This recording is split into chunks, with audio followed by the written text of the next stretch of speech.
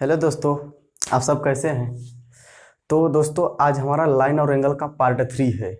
ठीक, पार्ट 1 और पार्ट 2 हमने बता दिया हूँ। यदि आप पार्ट 1 और पार्ट 2 नहीं देखे हैं तो मैंने डिस्क्रिप्शन में लिंक दे दिया हूँ, तो आप जाइए पार्ट 1 और पार्ट 2 को देखिए फिर आइए। क्योंकि यदि आप पार्ट 1 पार्ट 2 को नहीं देखते हैं तो जो पार्ट 3 है आपको समझ नहीं आएगा।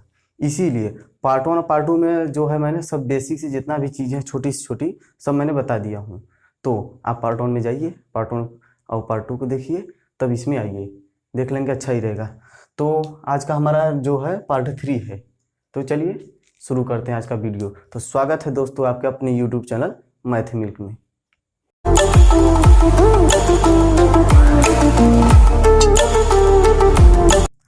अब हमारा आज का जो टॉपिक है कोण है, एंगल। तो टाइप्स ऑफ एंगल जानेंगे, एंगल कितने प्रकार के होते हैं यानी कोण। तो सबसे पहले हम जानेंगे कोण किसे कहते हैं। हालांकि मैंने पार्ट 2 में भी बताया हूँ लास्ट में, लेकिन इसमें भी बता देता हूँ। कोण जब एक ही बिंदु से दो किरणें निकलती हैं। ठीक, जब एक ही बिंदु से दो किरणें निकलती हैं तो दोनों किरणों के मध्य भाग को कोण कहते हैं। जैसे देखिए हम चित्र के माध्यम से समझा दे रहे हैं। एक ही बिंदु से दो किरणें, जैसे हमारा बिंदु हो गया दो किरणें, मान लीजिए एक किरण हमारा इधर गया, ठीक, और एक किरण इधर कहीं भी चला गया। देखिए एक ही हमारा बिंदु हो गया, एक किरण इधर गई एक किरण इधर गई। अब इनके मध्य भाग मतलब यहाँ से हो गया, कहीं से भी ले सकते हैं इसके दोनों को, ये इसका मध्य भाग जो यही हुआ, इसी को हम कोण कहते हैं। ठीक, तो यह हम इसका कुछ भी नाम दे रहे हैं, ये थीटा, तो ये हमारा कोण हो गया। तो अब इसको डिफिनेशन भी चाहे आप लिख सकते हैं, मैं एक बार फिर बोल दे रहा हूँ। एक बिंदु से जब दो किरणें निकलती हैं, ठीक, एक ही बिंदु से जब दो किरणें निकलती हैं तो उनके मध्य भाग को कोण कहते हैं। तो कोण कितने प्रकार के होते हैं। जो कोण हमारा है वो 6 प्रकार का होता है। जैसे पहला हमारा हो गया न्यून कोण, दूसरा हो गया सम कोण, तीसरा हो गया अधिक कोण, चौथा हो गया सरल कोण, पांचवा हो गया बृहत कोण, और छठवा जो हो गया पूर्ण कोण हो गया। तो चलिए उसका हम नाम लिख दे रहे हैं, इसके बाद वीडियो चालू करते हैं। तो ये हमारे हो गए एंगल छो। पहला हमारा हो गया न्यून कोण, एक्यूट एंगल, दूसरा हो गया सम कोण, राइट एंगल, ठीक, और तीसरा हो गया अधिक कोण, ऑब्ट्यूस एंगल, और चौथा हमारा हो गया सरल कोण या रिजु कोण, स्ट्रेट एंगल, और जो हमारा पांचवा है बृहत या पूर्णयुक्त कोण, रिफ्लेक्स एंगल, और जो हमारा छठा है पूर्ण कोण यानी कंप्लीट एंगल। ठीक है दोस्तों, तो यही सब हमारा है। इसके बाद हम मिटा दे रहे हैं, इसके बाद मैं इसका डिफिनेशन और चित्र के माध्यम से आपको बताना चाहता हूँ। ठीक, तो चलिए इसको मिटा दे रहा हूँ।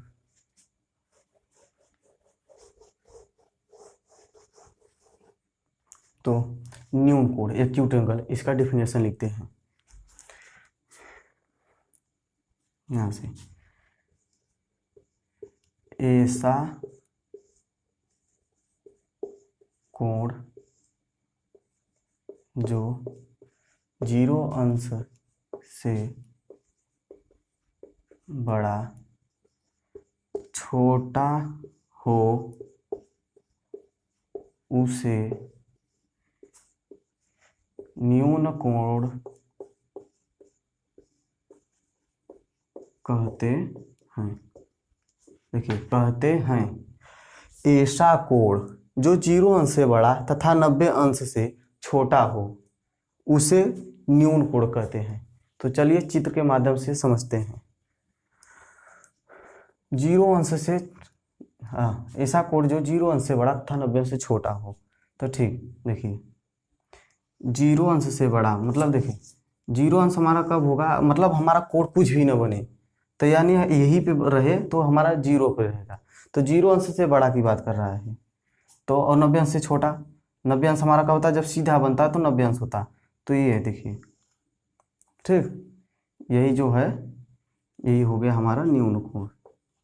न्यून कोण, इसका नाम है थीटा, कुछ भी रख सकते हैं।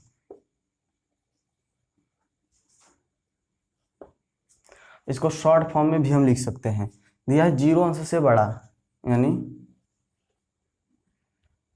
ग्रेटर देन 0 लेस देन, और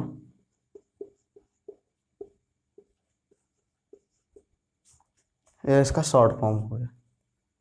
तो चलिए अब दूसरा हमारा है, इसको मिटा दे रहे हैं। तो दूसरा हमारा है समकोण त्रिभुज, अरे सॉरी त्रिभुज नहीं, समकोण, राइट एंगल। तो राइट एंगल किसे कहते हैं? एकदम बहुत सिंपल सा चीज़ है ये, हमेशा यूज करते हैं, हर कोई जानता है, ठीक है। राइट एंगल किसे कहते हैं? 90 अंश के कोण को, 90 अंश के कोण को समकोण कहते हैं। देखिए 90 अंश हमारा बनता क्या? 90 अंश हमारा, देखिए इसको बताने से पहले हम बता दे रहे हैं कब कैसे कौन कोण कहाँ बनता है। देखिए ये जो हमारा एक, देखिए गोला है, ये सब आप जानते होंगे। ये जो पूरा है ना, ये 300 जगह 360 अंश का है पूरा जो गोला है। अगर यही पे हम इसको ऐसे बांट देते हैं तो ये कितना हो गया? 360 का आधा 180। तो यहाँ हमारा 180 इधर हो गया, 180 इधर हो गया, ठीक। अगर हम इसी को देखिए यहाँ पे कर दे रहे हैं, पहले रुक जाओ आपको बता देते हैं। 180 हमारा हो गया यहाँ तक, और वैसे 180 यहाँ तक होगा। अगर हम इसी को याद देखिए ऐसे काट दे रहे आधे %, तभी 180 यहाँ पर भी 2 भाग में हो गया या अभी। तो 180 जब ये 2 भाग में हुआ तो कितना का कोण बनेगा यहाँ पे? तो यहाँ पे 90 अंश का कोण बनेगा ना। तो यही देखिए चित्र, ये चित्र कर इसको हम मिटा दे रहे हैं। देखिए देखिए बन गया ना। तो ये हमारा 90 अंश का कोण बना, तो यही हमारा हो गया समकोण। तो चलिए बता दे रहे हैं, जैसे ऐसा कोण जो 90 अंश का हो उसे समकोण कहते हैं। तो चित्र आप देखिए यही है, लिख देते हैं डेफिनेशन। 90 अंश के कोण को कहते हैं,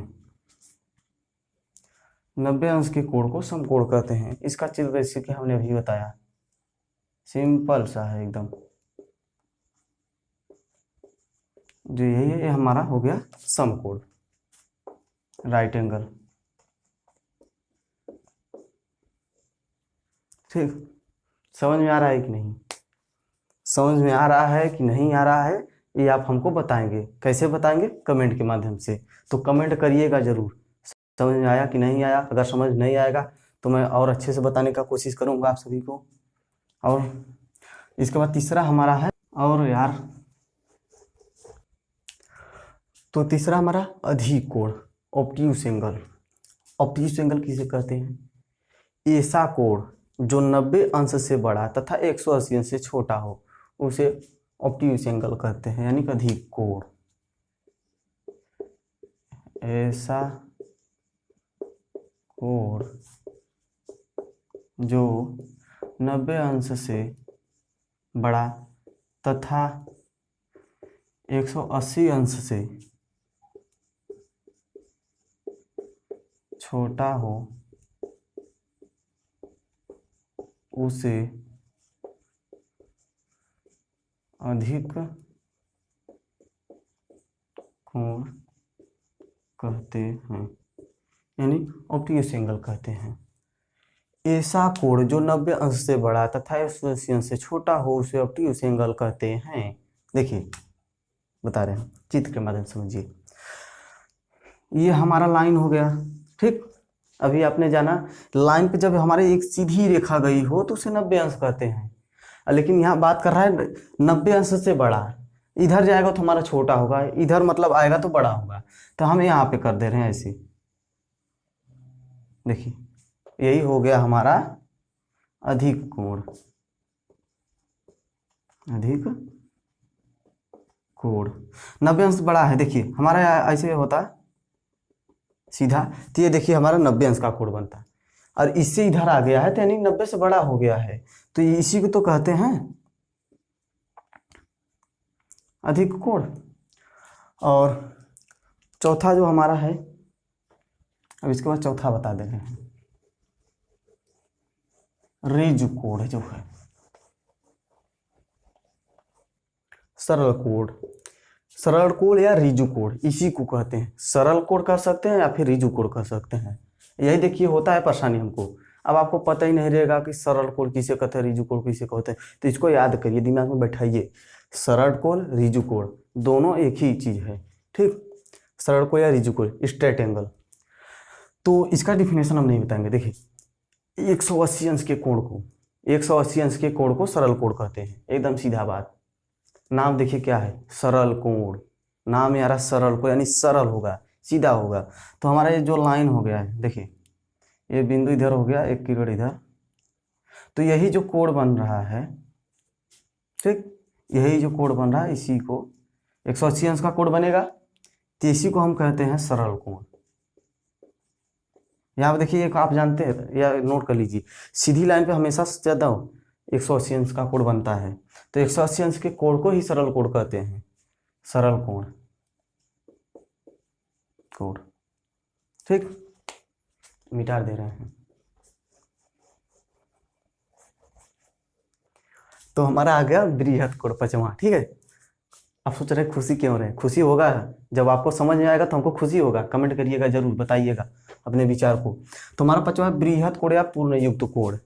बृहत कोण किसे कहते हैं, पहले समझिए डिफिनेशन। बृहत कोण उसे कहते हैं ऐसा कोण जो 180 अंश से बड़ा तथा 360 अंश से छोटा, उसे बृहत कोण कहते हैं। तो चलो भैया चित्र के माध्यम से आपके समझा बताइए। देखिए कहा है 180 अंश से बड़ा तथा 360 अंश से छोटा, तो एक हम इससे लाइन खींच दे रहे हैं भैया। तो यही, और मतलब 180 से बड़ा कहा है, तो 180 अंश हमारा सीधा बनता है, आपको पता है। यहाँ पे लेकर आएंगे ऐसे, तो ये जो कोण बनेगा 180 अंश का बनेगा। तो इससे बड़ा क्या है, तो यानी कि हमारा ये चीज ये इधर आ जाएगा। और एक बात और याद करिए, और 360 अंश से जो है छोटा भी का है, तो हमारा यहाँ नहीं जाएगा, पूरा नहीं होगा। तो यही जो बना कोण, यही जो बना कोण है, इसे ही कहते हैं बृहत कोण। बृहत कोण या पूर्ण युक्त कोण समझ लीजिएगा, बृहत कोण, ठीक। इधर आइए, एक बार और समझिए, समझिए ध्यान से समझिए। एक बार नहीं आएगा, दो बार नहीं आएगा, तीसरी बार आएगा, लेकिन समझिए, आप समझने का कोशिश करिए, ठीक है। तो हम फिर से पहले बात सुनिए। ऐसा कोण जो 180 अंश से बड़ा तथा 360 अंश से छोटा हो, उसे बृहत कोण कहते हैं। तो हमारा ये जो सीधी लाइन होती है, उस पर हमारा 180 अंश का कोण बनता है। तो यहाँ से अगर हम लाइन यहाँ तक बढ़ा देते हैं यही, तो हमारा 180 अंश का बन जाता है। तो हमको बोल रहा है 180 अंश से बड़ा, तो यानी हम जब थोड़ा सा इधर घसका दे रहे हैं, तो यही जो कोण बनेगा, इसी को हम बृहत कोण कहते हैं। चलिए हम लिख दे रहे हैं, ठीक है। अरे हाँ, पहले एक चीज और समझिए आप, शॉर्ट फॉर्म इसका समझिए। 180 अंश से बड़ा कह रहा है ना, 180 अंश से बड़ा तथा 360 अंश से छोटा। इसका मतलब आप समझे कि नहीं, ये जो है इसे कहते हैं लेस देन, इसको कहते हैं ग्रेटर देन। लेकिन मैं बोल क्या रहा हूं, 180 अंश से बड़ा। अब आप कहेंगे भाई आप तो बोल रहे हैं 180 अंश से बड़ा, लेकिन यहाँ लेस देन दिखा दे रहे हो, यानी छोटा दिखा दे रहे हो। अब बोल रहा है वो फिर 360 अंश से छोटा, और यहाँ पे आप ग्रेटर देन दिखा दे रहे हो, बड़ा दिखा दे रहे हो। तो इसका मतलब क्या हुआ, देखिए चित्र में बोल रहा है 180 अंश से बड़ा, यानी कि जो हमारा डिग्री बनेगा 180 अंश जो है इसमें छोटा रहेगा, ठीक। लेस देन का मतलब इसमें छोटा रहेगा, 180 अंश से 180 अंश इसमें छोटा रहेगा, और 360 अंश यानी 360 अंश के बड़ा नहीं जाएगा, उसे पार नहीं जाएगा, उसके अंदर रहेगा। इसका कॉम्बिनेशन ये है। तो चलिए अब छठा जो है हमारा है पूर्ण कोण।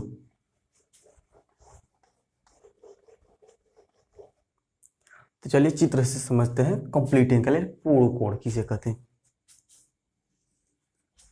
ठीक। देखते रहिए, ये क्या हुआ, कितने एंगल का कोण बना हमारा, 180 का बना, ये आधा हुआ, यानी कि 180 अंश का बना। अगर हम इसको यहां तक घुमा देते हैं, तो इधर 180 इधर 180, कितना होगा, यही को इसको यहां मिला दीजिए, ये पूरा हो गया, पूर्ण हो गया।